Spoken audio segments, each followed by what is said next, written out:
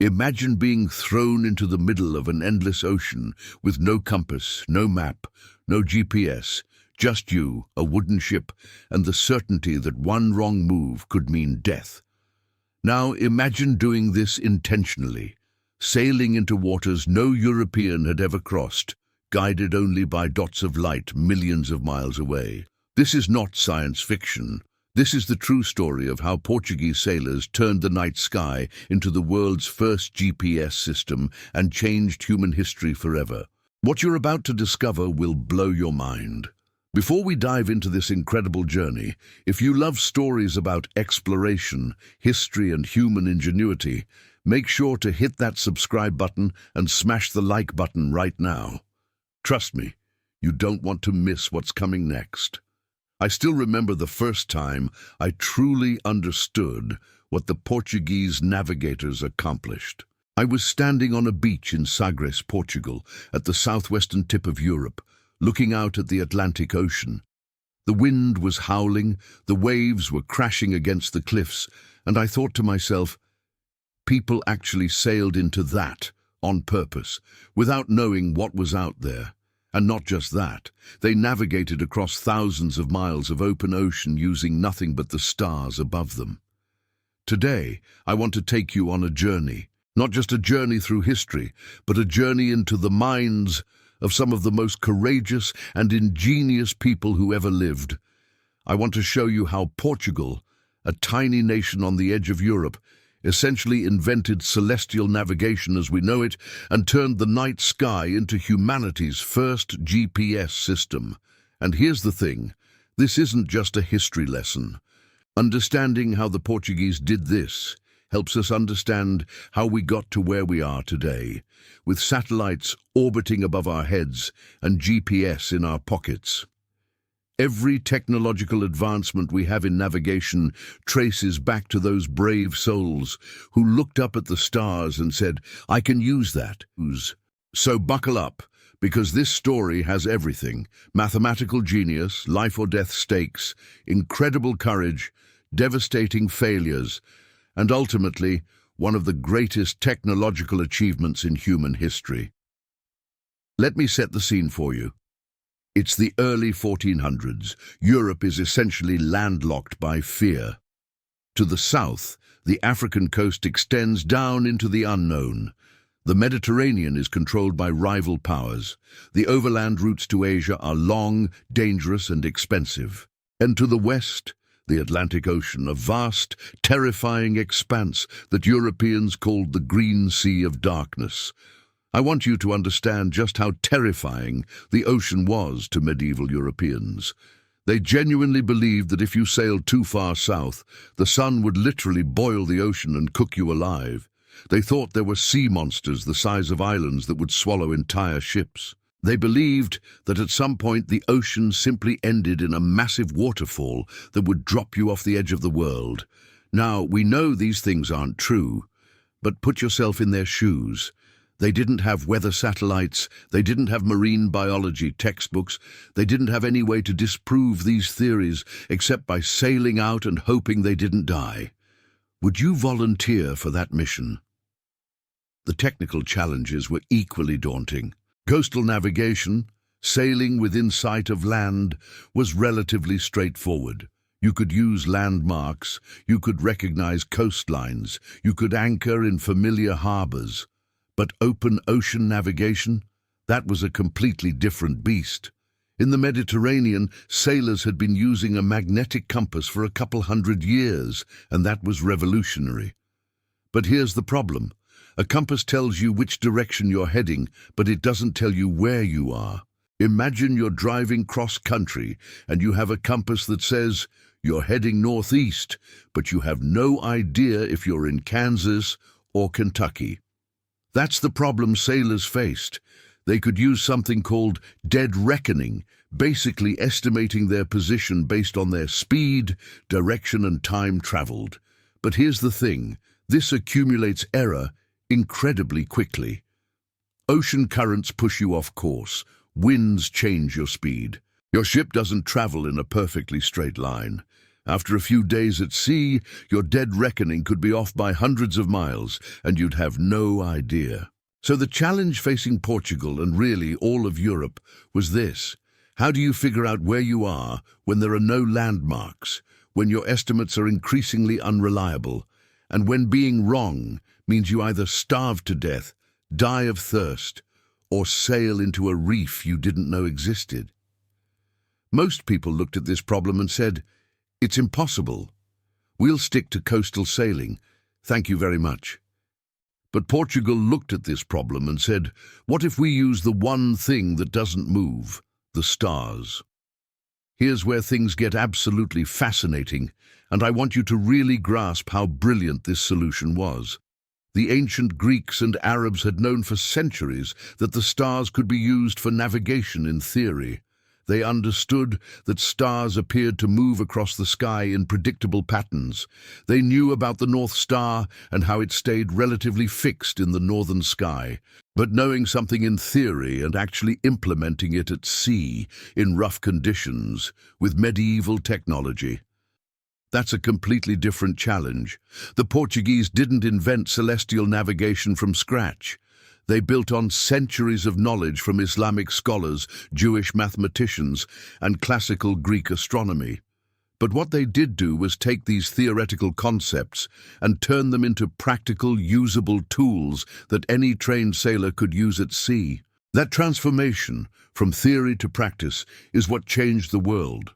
Let me explain how it works, because once you understand this, you'll never look at the night sky the same way again. The key insight is this. The angle of certain stars above the horizon tells you your latitude, your position north or south of the equator. Let me break that down.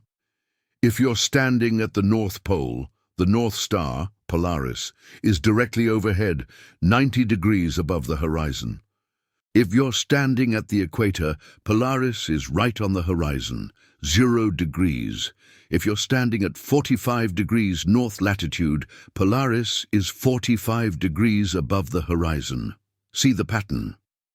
The angle of Polaris above the horizon directly corresponds to your latitude.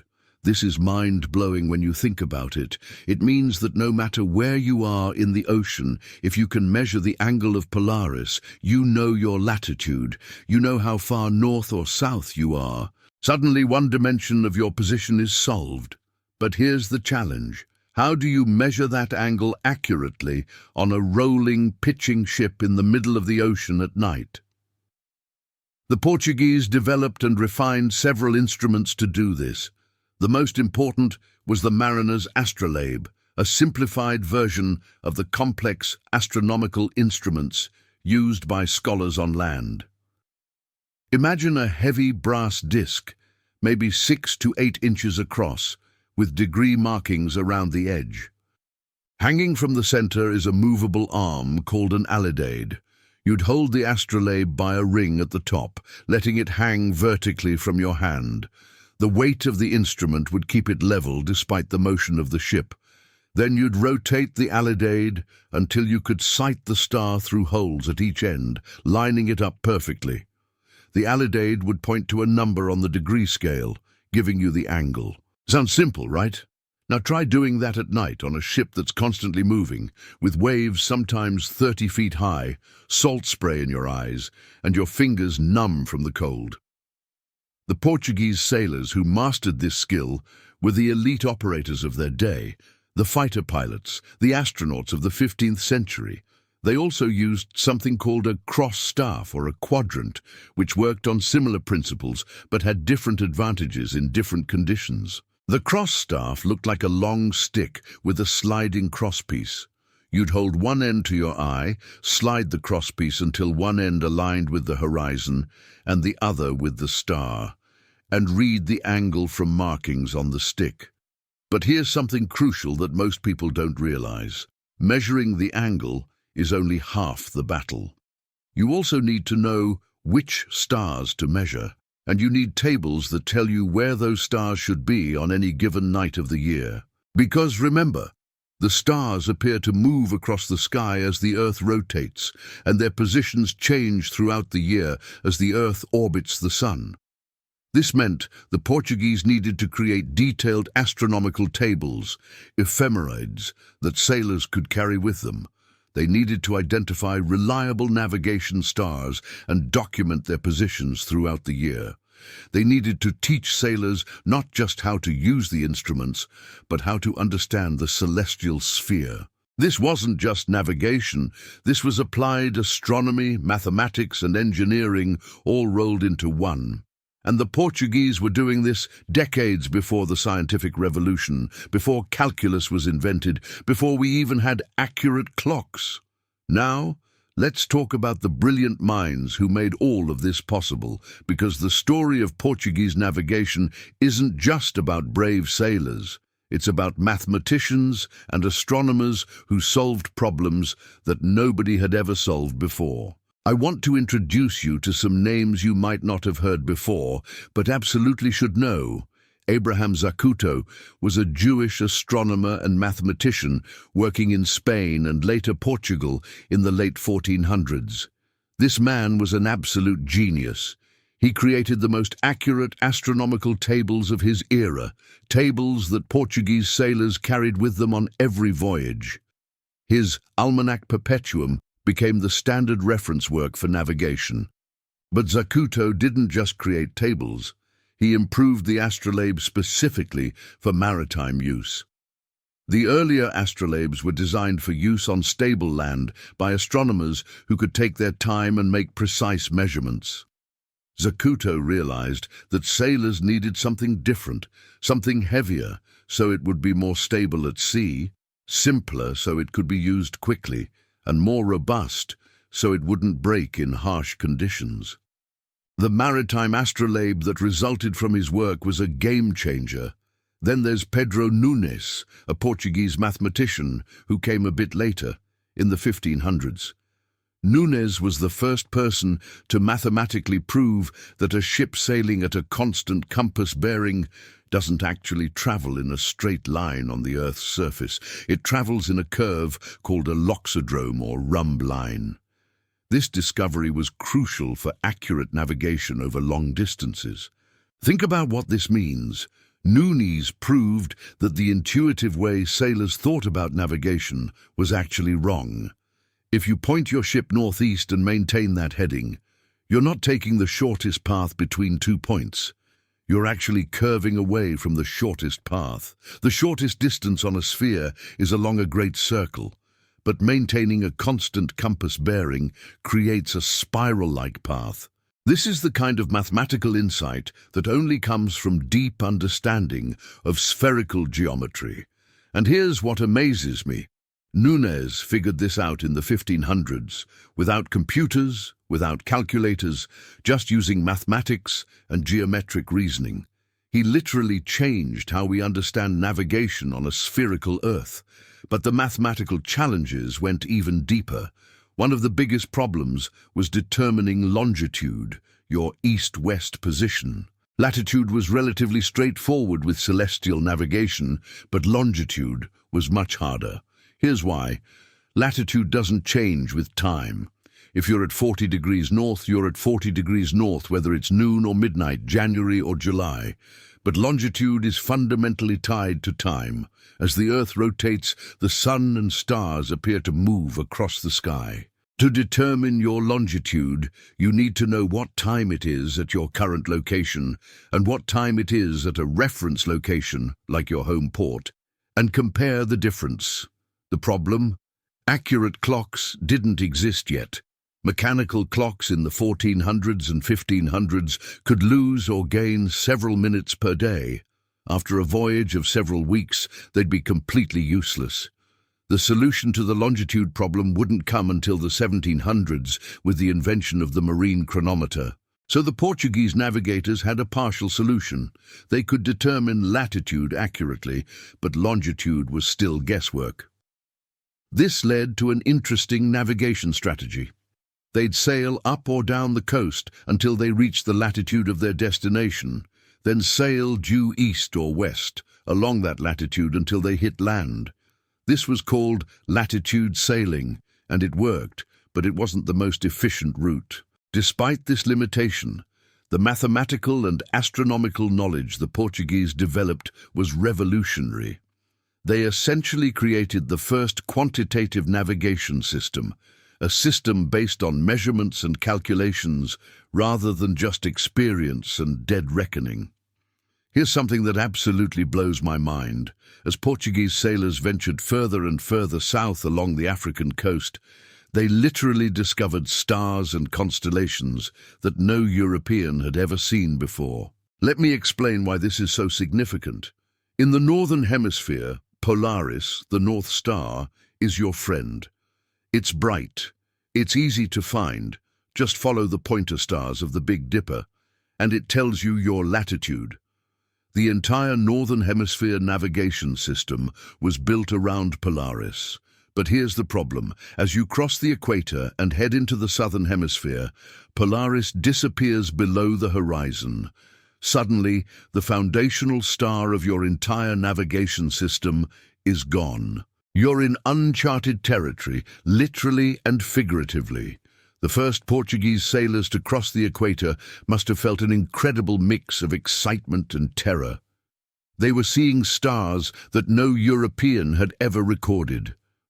They were in a part of the world where their existing knowledge didn't apply.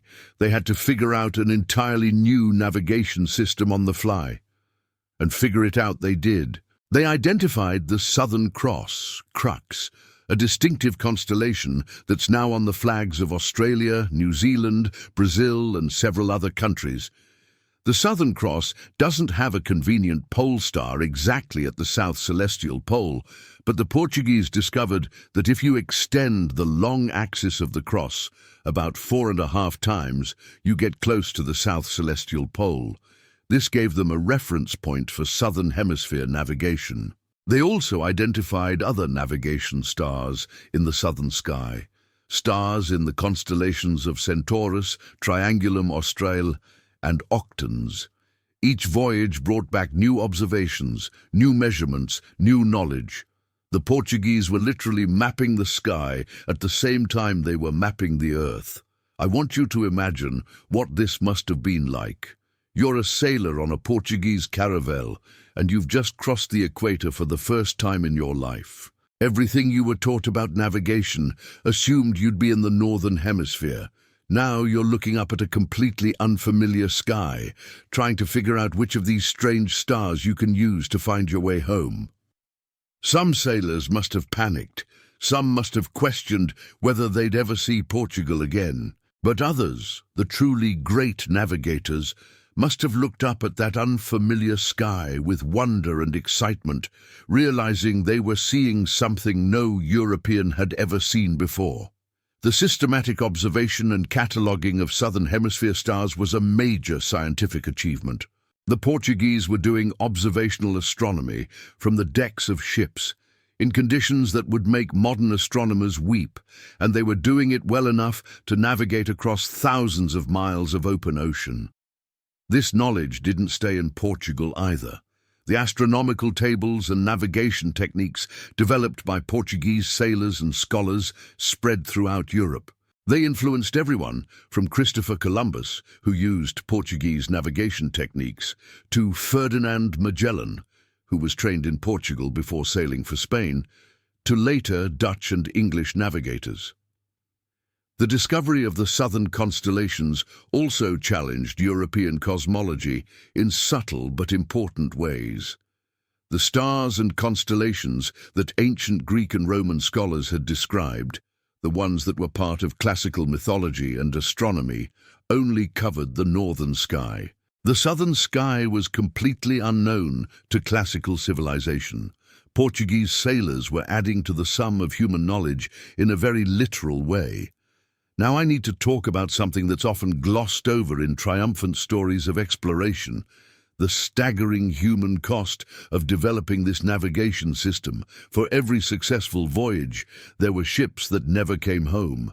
For every accurate navigation observation, there were miscalculations that put ships hundreds of miles off course. For every navigator who mastered celestial navigation, there were dozens who got it wrong, sometimes with fatal consequences.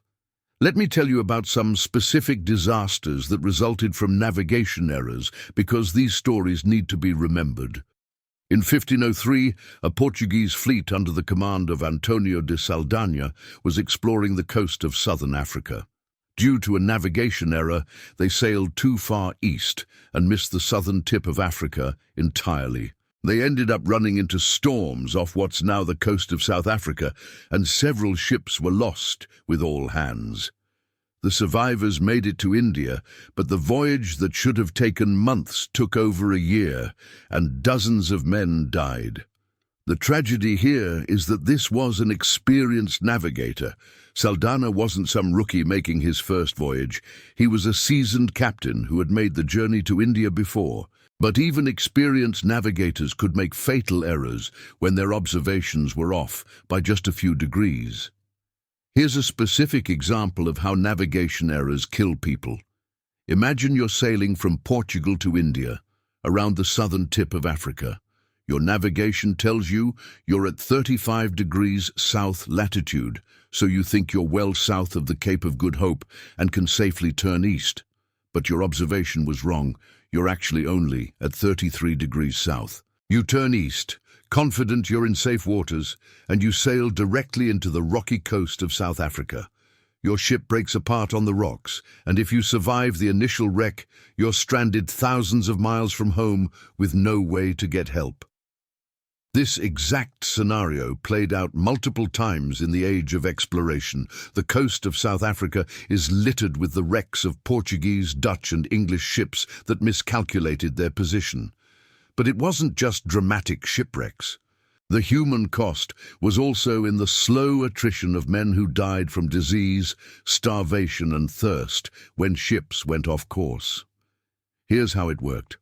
You'd provision your ship for a voyage of, say, 3 months. That meant you'd carry 3 months of food and water, and even that was a stretch, because food preservation was terrible.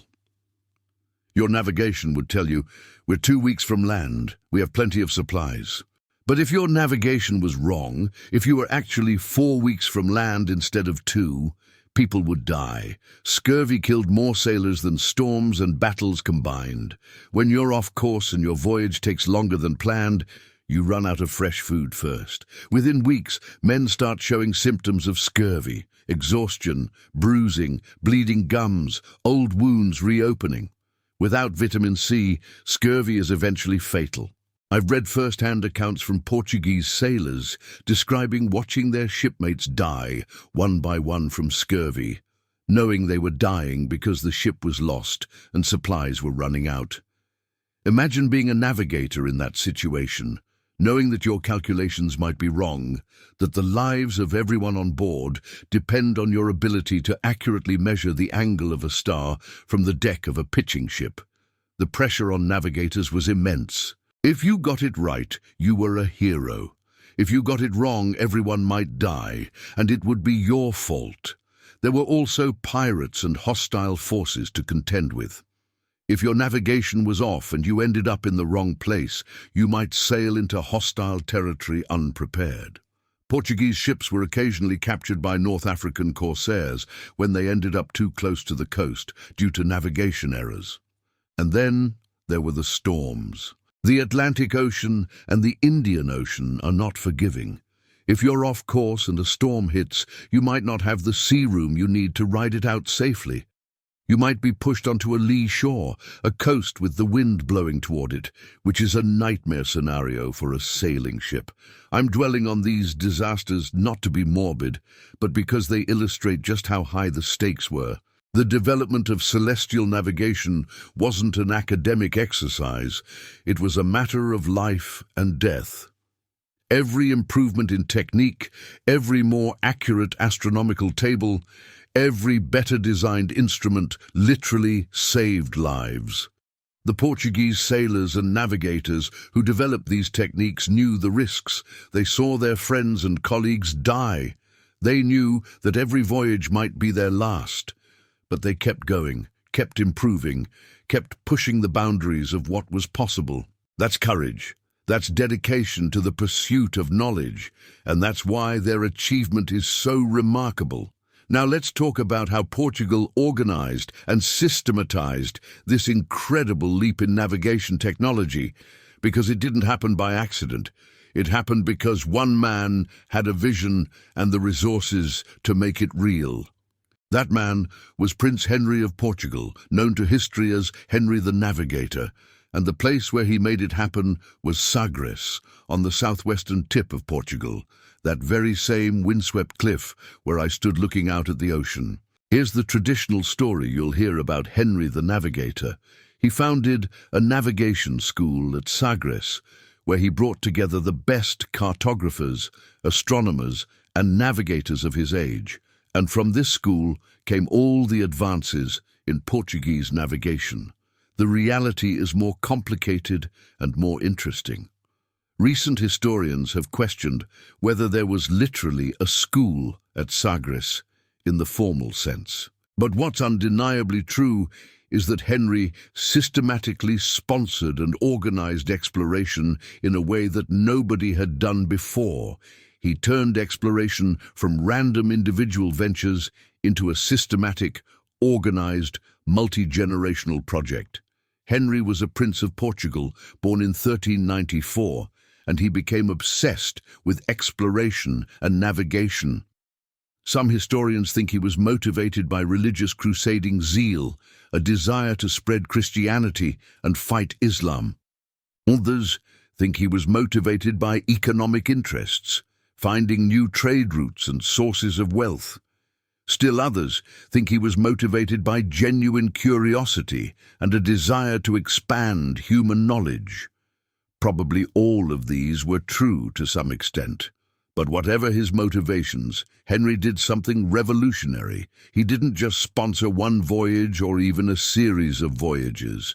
He created an institution, a systematic program of exploration that continued for decades. Here's how it worked. Henry would sponsor a voyage down the African coast with specific objectives, chart this section of coastline, find out what's beyond this cape, establish contact with these people. When the ships returned, the navigators would be debriefed. What did they see? What navigation techniques worked? What didn't work? Were the charts accurate? What corrections needed to be made? This information would be compiled, analyzed, and incorporated into new charts and sailing directions. Then the next voyage would go out, pushing a little further, equipped with the knowledge gained from the previous voyage. It was an incremental, systematic approach to expanding knowledge. Henry also did something else that was crucial. He attracted talent. He brought together the best minds he could find, Portuguese sailors certainly, but also Arab and Jewish mathematicians, Italian cartographers, anyone with knowledge and skills that could advance the project. This was actually revolutionary for the time. Medieval Europe was quite fragmented, and knowledge tended to stay within particular communities. Arab astronomical knowledge stayed in the Arab world. Jewish mathematical knowledge stayed within Jewish communities.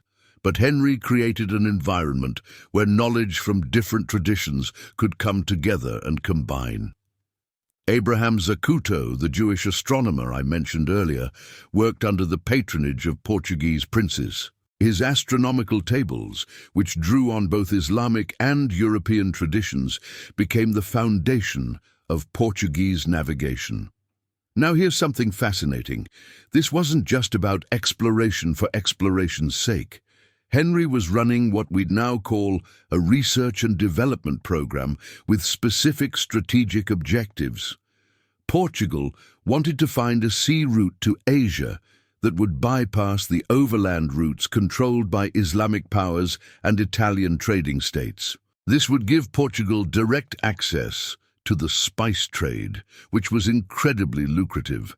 But to do that, they needed to solve the navigation problem.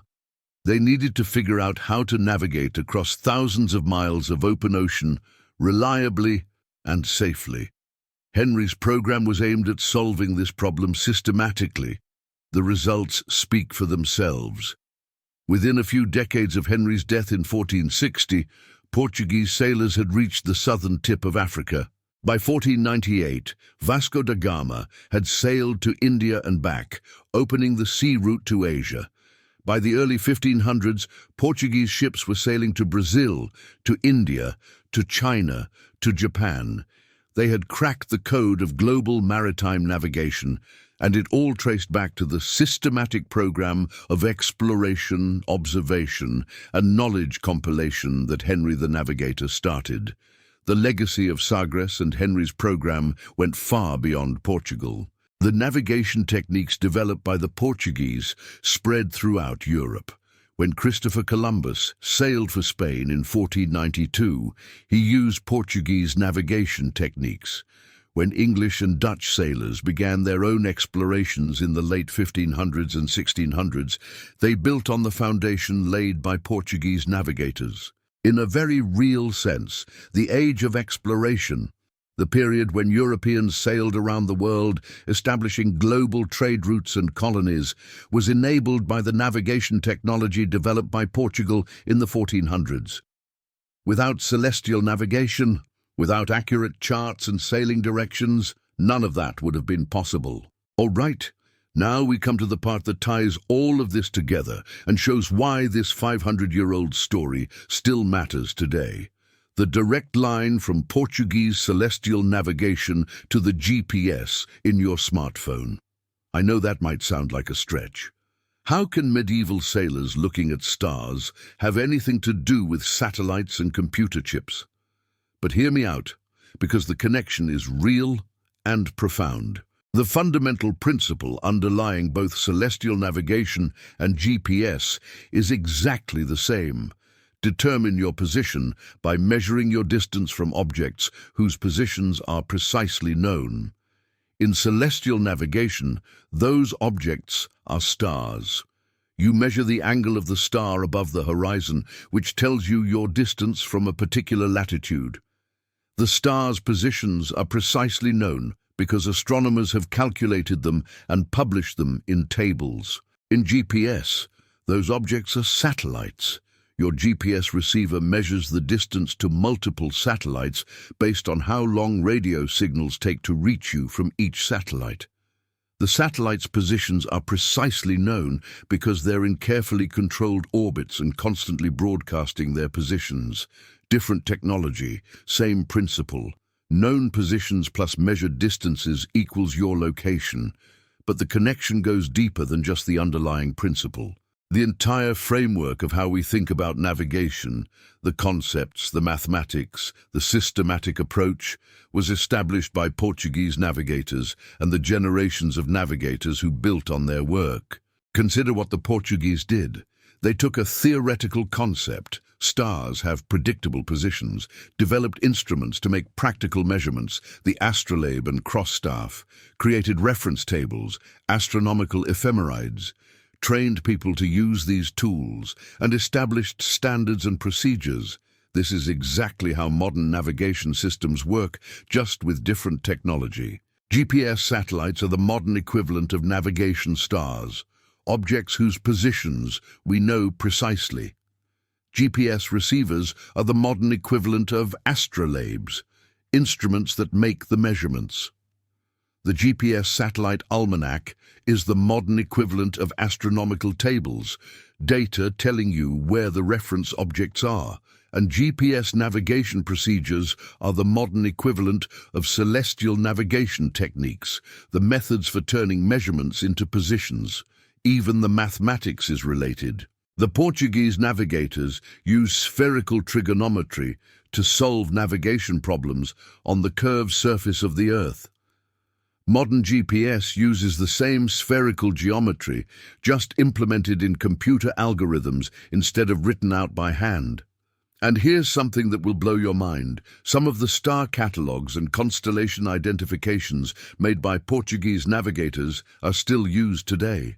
When modern astronomers refer to stars in the southern sky, they're using names and identifications that trace back to Portuguese explorers. The systematic approach to solving complex technical problems that the Portuguese pioneered, bringing together experts from different fields, testing and refining techniques through practical application, compiling and sharing knowledge. This is exactly how modern science and engineering work. The Portuguese were doing interdisciplinary applied research in the 1400s. There's also a direct historical lineage. The navigation techniques developed by the Portuguese spread to other European nations. The British Royal Navy became obsessed with solving the longitude problem. Remember, longitude was the dimension that celestial navigation couldn't solve accurately, which led to the development of the marine chronometer in the 1700s. Accurate timekeeping was the key to determining longitude, and accurate timekeeping is also fundamental to GPS. GPS satellites carry atomic clocks. The British Admiralty established an entire institution, the Royal Observatory at Greenwich, dedicated to astronomy for navigation purposes. The observatory produced annual astronomical almanacs for navigators, continuing the tradition started by the Portuguese. Greenwich Mean Time became the global reference for longitude, and it's still the reference for time zones worldwide.